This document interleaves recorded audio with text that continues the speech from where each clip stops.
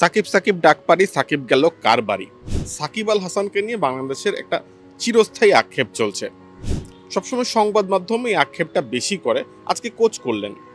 এর আগে আমরা প্রধান নির্বাচককে একই কথা বলতে শুনেছি, বিসিবি প্রেসিডেন্টকে একই কথা বলতে শুনেছি। যখন যে বিসিবি প্রেসিডেন্টটি আসুক না কেন, তাদেরকে একই কথা বলতে শুনেছি আমরা। সাকিব আল হাসানের একটা চক্রে বাংলাদেশ ক্রিকেট আবদ্ধ হয়ে আছে।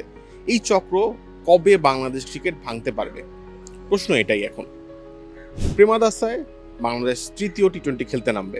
এর আগে দলের পরিকল্পনা, দলে যারা স্থায়ী ক্রিকেটার আছেন, যারা ম্যাচটা খেলবেন, সেই একাদশটা নিয়ে আলোচনা করার কথা। সেখানে ফ্রম নোওয়্যার সিনিয়র সহকারী কোচ সালাউদ্দিন সাকিব আল হাসানের প্রসঙ্গ তুললেন। তিনি বললেন দলের ব্যালেন্সের কথা। তিনি বললেন দলে এত ভার্সেটাইল ক্রিকেটার নেই এখন, যাদেরকে দিয়ে একাদশ সাজালে সব কয়টা বিভাগ, বোলিং, ফিল্ডিং, ব্যাটিং আপনার পূর্ণতা পাবে। সো এরকম পূর্ণতা প্রদানকারী ক্রিকেটার বাংলাদেশ ক্রিকেটে এখন নেই। এই বাস্তবতা তিনি সংবাদ মাধ্যমকে মেনে নিতে বললেন। তিনি বললেন এই বাস্তবতার কথা কোচিং প্যানেল জানে, এই বাস্তবতার কথা নির্বাচকরা জানেন। সো সেসব বিবেচনা করেই তাদেরকে দল বানাতে হয়। তো সেখানে সাকিব আল হাসানের প্রসঙ্গ আসার কথা না, বাট সাকিব আল হাসানের প্রসঙ্গ আসছে। এখন আমার প্রশ্ন হচ্ছে, যখন সাকিব আল হাসানের নামটা বারবার আসবে, তখন আসলে দলের বাকি ক্রিকেটারদের মোরালটা ভেঙে যাবে। তারা এই বাস্তবতা মেনেই মাঠে নামবেন যে সাকিব আল হাসান তাদের থেকে অনেক উপরের একজন ক্রিকেটার, তাদের সেখানে লেভেল প্লেইং ফিল্ডটা নাই।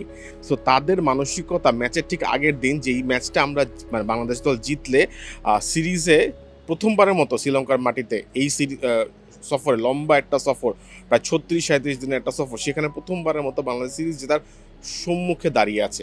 এর আগে দলের মনোবল ভাঙাটা কি জরুরি ছিল? সাকিব আল হাসানকে এখন বাংলাদেশের প্রেক্ষাপটে অবসরপ্রাপ্ত ক্রিকেটার হিসেবে ধরে নেওয়া শ্রেয়। তিনি ওয়ানডে ফরম্যাট ছেড়েছেন, টি-20 ফরম্যাট ছেড়েছেন, টেস্ট ফরম্যাট একটা ম্যাচ খেলে বিদায় নেওয়ার সিদ্ধান্ত তার ছিল। এবং ওয়ানডে ফরম্যাট ছেড়েছেন কীভাবে সেটা আমি বলি। তিনি চ্যাম্পিয়ন্স ট্রফি খেলে বিদায় জানাতে চেয়েছেন, চ্যাম্পিয়ন্স ট্রফি হয়ে গেছে।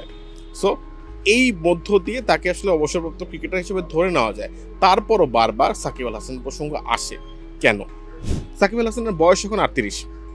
সাকিব আল হাসান এখনও ফ্রাঞ্চাইজি ক্রিকেট খেলছেন। তিনি সম্ভবত 3-4 দিন আগেই ফ্রাঞ্চাইজি ক্রিকেটে গ্লোবাল সুপার লিগে একটা হাফ সেঞ্চুরি করেছেন, 4 উইকেট পেয়েছেন। হ্যাঁ, যদি আপনি চান, বাংলাদেশের বোর্ড বলি, বোর্ড কর্মকর্তা বলি, নির্বাচক বলি, কোচ বলি, সবাই বলে যে সাকিব আল হাসানের জন্য দলের জায়গা এখনও ফাঁকা আছে। সাকিব আল হাসান দেশের সেরা ক্রিকেটার, সাকিব আল হাসানকে যে কোনো মুহূর্তে দলে নেওয়া যায়, তাহলে পারলে নেন। আমার প্রশ্ন হচ্ছে এটাই, যদি সম্ভব হয় সাকিব আল হাসানকে দলে নেন, নাহলে সাকিব আল হাসানকে ভুলে যান। এর মাঝামাঝি আটকে থেকে না, যে সাকিব আল হাসানের মতো যদি একজন থাকতো বা অমুককে যদি সাকিব আল হাসান বানানো যায়, এই জিনিসগুলা দলের মধ্যে একটা ডিফারেন্স ক্রিয়েট করে, এই জিনিসগুলো দলের মানসিকতায় আঘাত করে।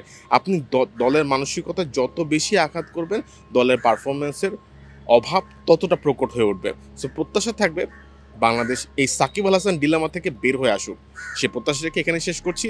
শ্রীলঙ্কার কলম্বো থেকে এতক্ষণ আপনাদের সাথে ছিলাম কাসুম মুজিব অপূর্ব, খেলা ৭১।